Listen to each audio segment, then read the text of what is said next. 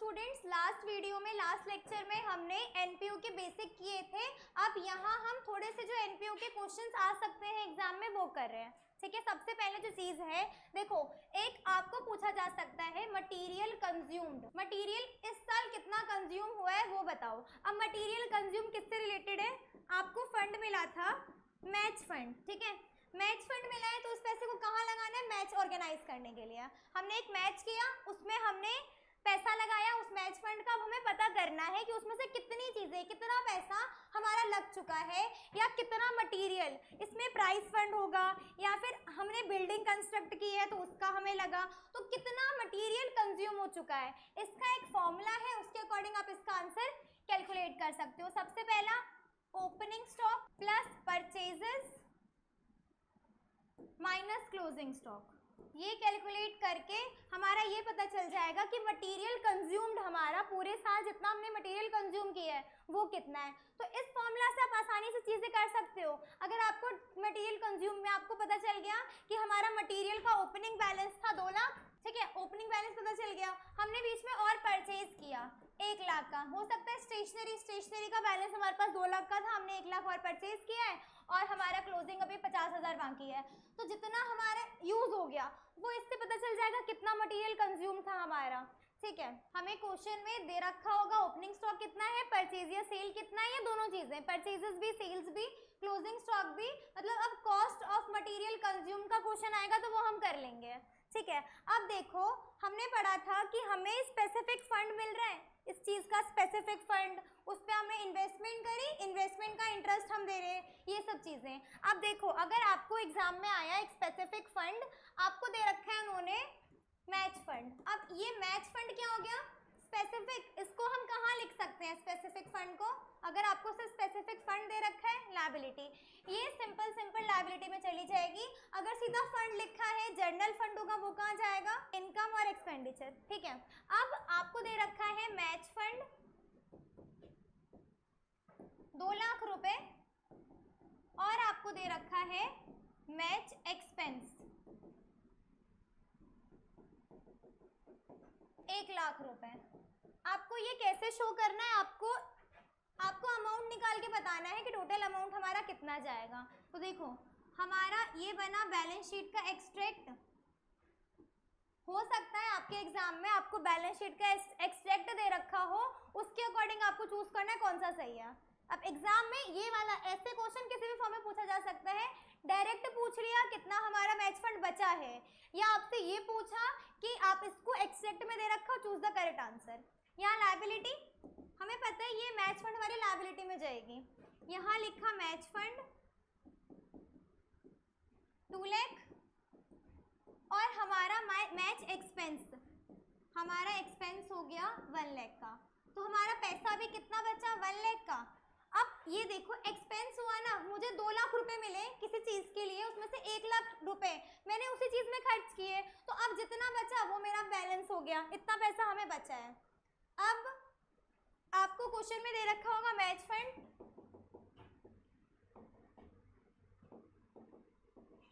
आपको डोनेशन लिखा है, हो सकता है आपको एडिशनल डोनेशन मिले, डोनेशन फॉर मैच।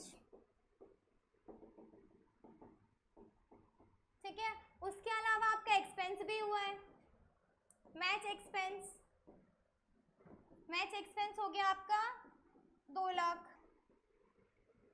इसको बैलेंस शीट में लिखेंगे तो क्या करेंगे? सबसे पहला हमारा मैच का फंड चला गया, माइनस हमने कर दिया मैच का एक्सपेंस। अब जो डोनेशन मिला उसको क्या करना है? 2 चीजें पता चल गई, मैच फंड को लिख दिया, यहाँ 2 लाख आ गए। ठीक है, मैच एक्सपेंस यहाँ 2 लाख आ गया। डोनेशन का क्या करें?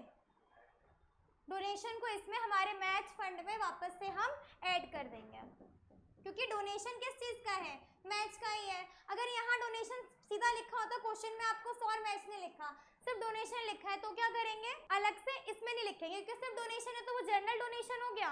जर्नल डोनेशन को हमें इसमें लिखना नहीं होता। अगर ये 2 केसेस समझ में आ गया, इसमें हमें ऐड करना है डोनेशन को, एक्सपेंसेस को हर केस में माइनस करना है। अब देखो, अब आपको क्वेश्चन आया है, आपका मैच फंड है 2 लाख का, डोनेशन भी है आपके पास, वो डोनेशन है 1 लाख का, और आपका एक्सपेंस हो गया 3,40,000। हमने ये बनाया एक्सट्रैक्ट, ठीक है। यहाँ हमने क्या लिखा, मैच फंड 2 लाख, फिर आ गया हमारा डोनेशन। यहाँ पे अगर फॉर मैच लिखा है तो इसमें आएगा, फॉर मैच नहीं लिखा नहीं आएगा। डोनेशन फॉर मैच 1 लाख, ठीक है। अब ये आपका 3 लाख है, आपका एक्सपेंस हो गया 3,40,000। तो अब क्या करें उस केस में भी, जिस केस में आपका हो सकता है एक्सपेंडिचर ज़्यादा है, आपके पास उतना पैसा नहीं है, आपको यहाँ से तो सिर्फ 3 लाख को ही हटाना है। यहाँ हो गया, इतना पैसा क्लियर हो गया। बाकी का जो आपका 40,000 एक्सपेंडिचर है उसको आपको यहाँ शो करना पड़ेगा आपके एक्सपेंस अकाउंट में, ठीक है। यहाँ से आपके 40,000 एक्सपेंस हुए, चला गया ना, तो ये हम किस में, कैश जा रहा है, आउटफ्लो ऑफ कैश किस में शो करते हैं, तो हमने उसमें शो कर दिया हमारा कितना एक्सपेंस है 40,000 का, तो हमारा 40,000 इस अकाउंट में जाएगा।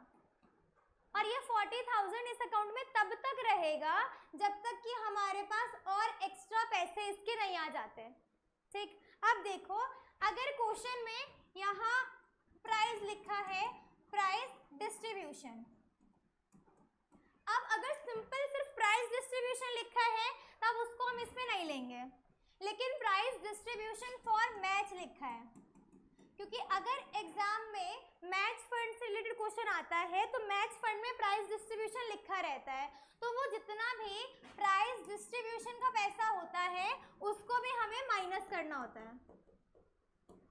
अगर मैच से रिलेटेड प्राइस डिस्ट्रीब्यूशन है तो उसको हम डिडक्ट करेंगे, मैच से रिलेटेड नहीं है तो उसको हम कुछ नहीं करेंगे। जितना भी मैच, अब कोई भी फंड ले रहे हैं ना हम, चाहे कोई भी सिंगल फंड ले रहे हैं, अब वो फंड स्पेसिफिक है तो उस फंड से रिलेटेड जितनी चीजें हैं वो हमें बैलेंस शीट के एक्सट्रैक्ट में शो करनी पड़ेंगी, ठीक है। अब एक और चीज, एक लास्ट केस और बन सकता है इसी का, फंड का ही। आपको मैच फंड मिला 5 लाख का और 10% आपने इन्वेस्ट कर दिया इसी मैच फंड में से 2 लाख का, ठीक। आपको इंटरेस्ट मिला 15,000 का, आपका एक्सपेंस है 1 लाख का और आपका डोनेशन है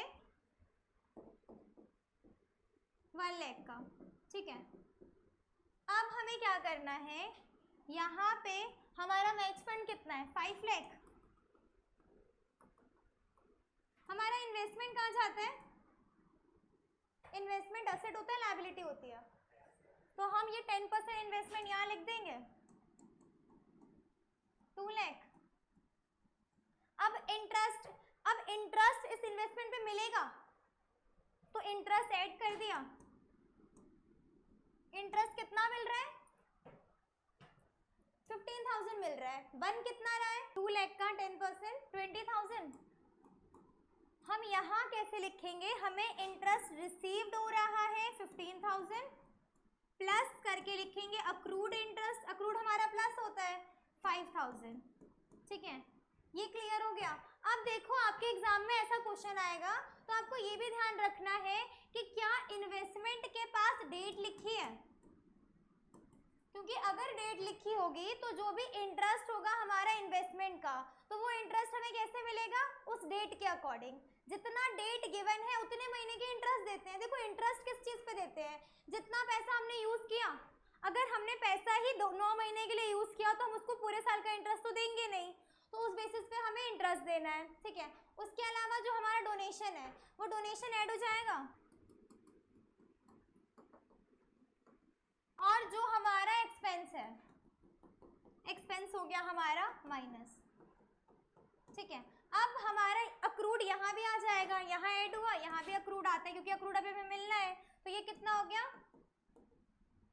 5,000। अब देखो बैलेंस शीट मैच नहीं हो रही ना, हमारा जो एक्सैक्ट बैलेंस शीट है वो मैच नहीं होती, इसको हमें मैच नहीं करनी पड़ेगी कि ऐसा नहीं होगा हमारा ये मैच नहीं हुआ तो गलत हो गया कहीं पे। यहाँ पे हमने सिर्फ ये आपको पूछा जाएगा ना, सिर्फ ये आपको पूछा जाएगा ये एडजस्टमेंट हमने कैसे करी है, ये चीज़ें समझ में आ गई। अगर मैथ किसी भी फंड से रिलेटेड क्वेश्चन आएगा, आपको उसमें क्या क्या गिवन रह सकता है, वो फंड का बैलेंस, उसके अलावा एक्सपेंसेस, उसके अलावा डोनेशन। उस फंड से रिलेटेड जितने डोनेशन है उसको ऐड करना है, लेकिन याद रखना उस फंड से रिलेटेड जो डोनेशन है, जो डोनेशन स्पेसिफिक नहीं है, हो सकता है डोनेशन आपको एग्जाम में दे रखा हो लेकिन सिर्फ डोनेशन लिखा है, तब उसको ऐड नहीं करेंगे, या डोनेशन किसी और पर्पस के लिए लिखा है तो उसको ऐड नहीं करेंगे। उसके अलावा जितना एक्सपेंस है, अगर प्राइस डिस्ट्रीब्यूट कर रहे हो उस मैच में तो वो भी तो खर्चा ही हो गया, उस खर्चे को माइनस करना है, ठीक है। और हमने अपने थ्योरी में पढ़ा था जो हमारा खर्चा होता है ना, उसको हम अपने कैपिटल फंड से भी माइनस करते हैं, सॉरी कैपिटल फंड में प्लस करते हैं। यहाँ हमने जो एक्सपेंडिचर माइनस किया ना, उसको यहाँ हमारा कैपिटल फंड है, कैपिटल फंड का बैलेंस अगर दे रखा है तो उसमें हम क्या करते हैं, ऐड। अब आपके एग्जाम में इतना बनाने को आएगा नहीं, तो ये चीजें उतनी ज्यादा इंपॉर्टेंट नहीं है। आपके एग्जाम में ये पूछा जा सकता है कि बताओ मैच फंड का कितना बैलेंस है। मटेरियल कंज्यूम समझ में आ गया, मटेरियल कंज्यूम का बैलेंस कैसे निकालते हैं, और मैच फंड का समझ में आ गया कि at the end of the year हमारे मैच फंड का कितना बैलेंस है। समझ में आ गया, यहाँ तक चीजें क्लियर है। इसके अलावा बस एक और टॉपिक है सब्सक्रिप्शन का, वो होते ही चैप्टर खत्म हो जाएगा। इस चैप्टर में और कुछ नहीं है, थ्योरी सारी इंपॉर्टेंट थी वो हमने कवर कर ली। जो जो एग्जाम में पूछा जा सकता है, मटेरियल कंज्यूम्ड कैसे निकालते हैं वो पूछा जा सकता है, किसी भी स्पेसिफिक फंड का बैलेंस कैसे कैलकुलेट करते हैं वो पूछा जा सकता है। इसके अलावा सब्सक्रिप्शन किस में आता है, अभी हमने पढ़ा था रिसिप्ट्स एंड पेमेंट में या इनकम एक्सपेंडिचर में। रिसिप्ट्स एंड पेमेंट में जितना पैसा सब कुछ लिख देंगे, अगर आ रहा है तो लिखो, जा रहा है तो लिखो।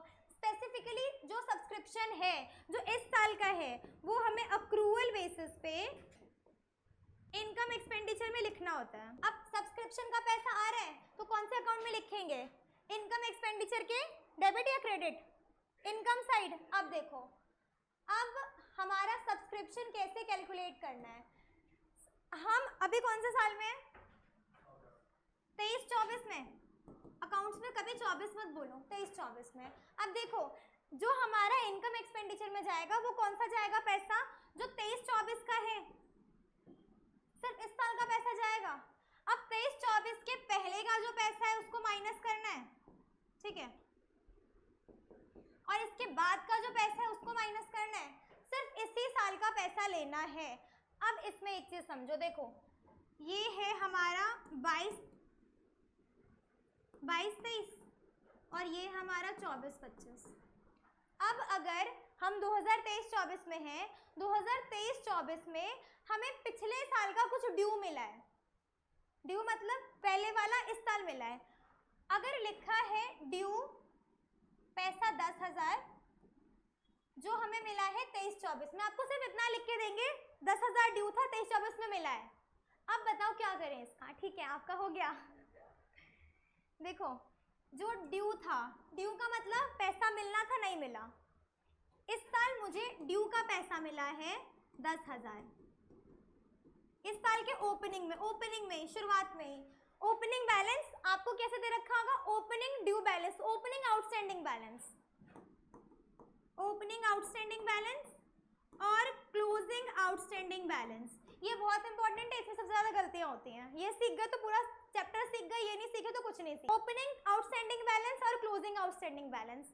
ये जो ओपनिंग आउटस्टैंडिंग बैलेंस होगा ये कब होगा, 1/4/23 में। क्लोजिंग कब होगा, 31/3/24 में। या तो ओपनिंग क्लोजिंग लिखा होगा या डेट दे रखी होगी।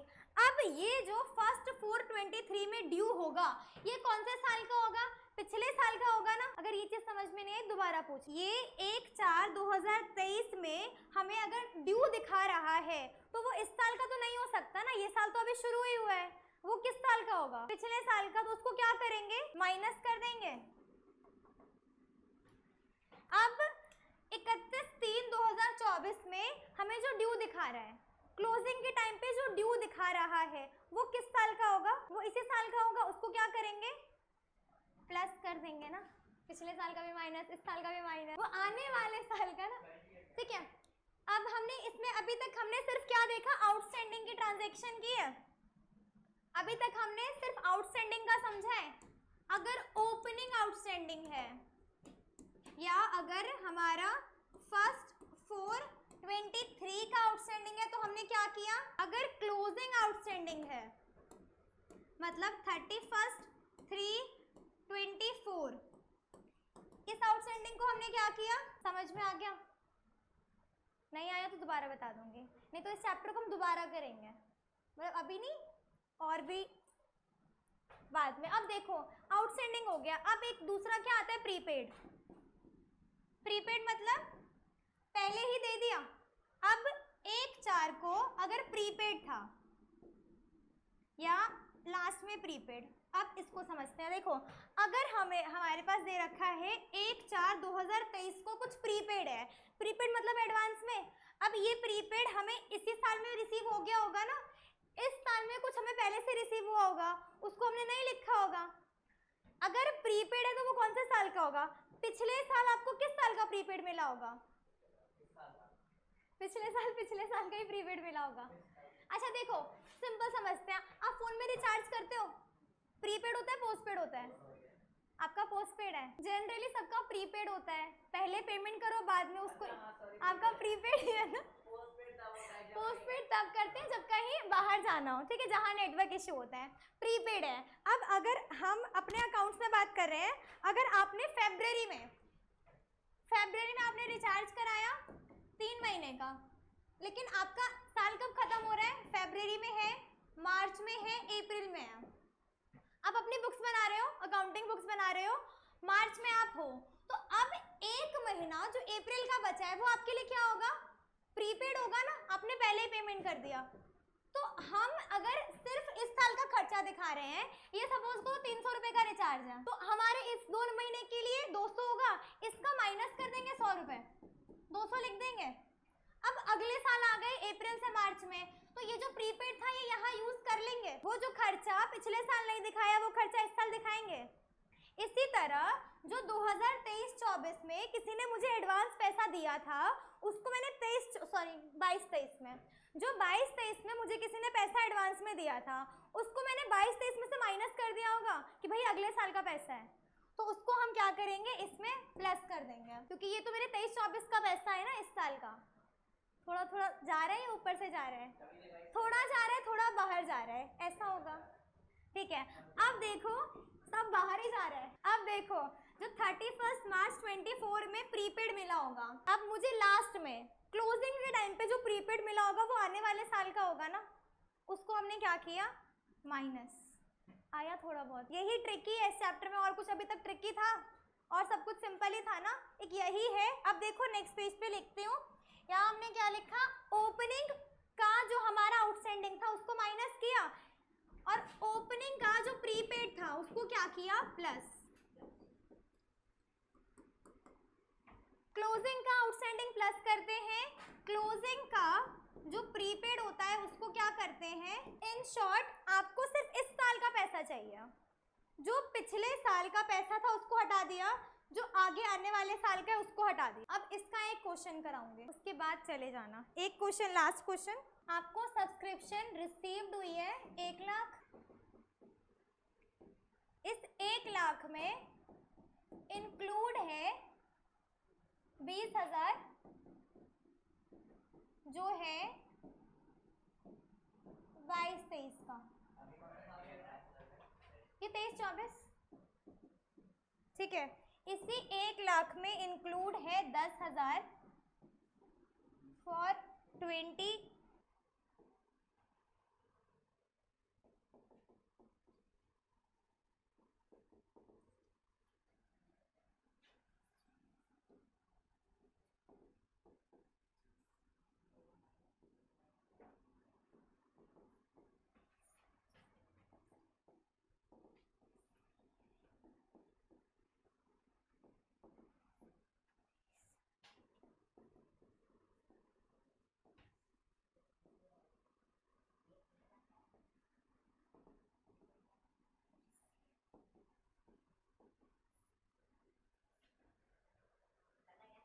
सब्सक्रिप्शन कैलकुलेट करनी है, इस साल की कितनी है, जितनी इस साल की होगी वो इनकम एक्सपेंडिचर में लिखेंगे।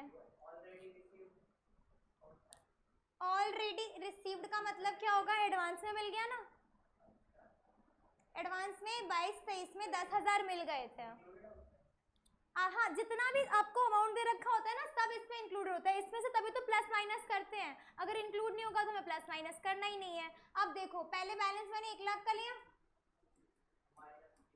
अब ये 20,000 24-25 का है, 24-25 आने वाला साल उसको क्या करेंगे, तो हमारा 20,000 माइनस हो गया, 10,000 22-23 का है, हम 23-24 में हैं, तो 10,000 हमारा 22-23 का है, तो उसको क्या कर दिया हमने, 22-23 का है, हम 23-24 में हैं।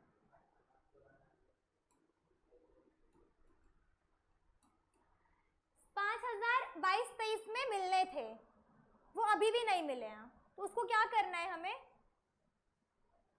देखो 5,000 मिलने थे अभी भी नहीं मिले हैं, तो नहीं मिले तो कुछ नहीं करना, मिले ही नहीं ना, अगर मिल जाते तो क्या करते, माइनस कर देते, लेकिन मिले ही नहीं तो उसको कुछ नहीं करना। 10,000 ऑलरेडी रिसीव्ड है 22-23 के, 22-23 में 10,000 मिल गए थे, ये हमारे एडवांस थे, तो उसको क्या करना है इसमें,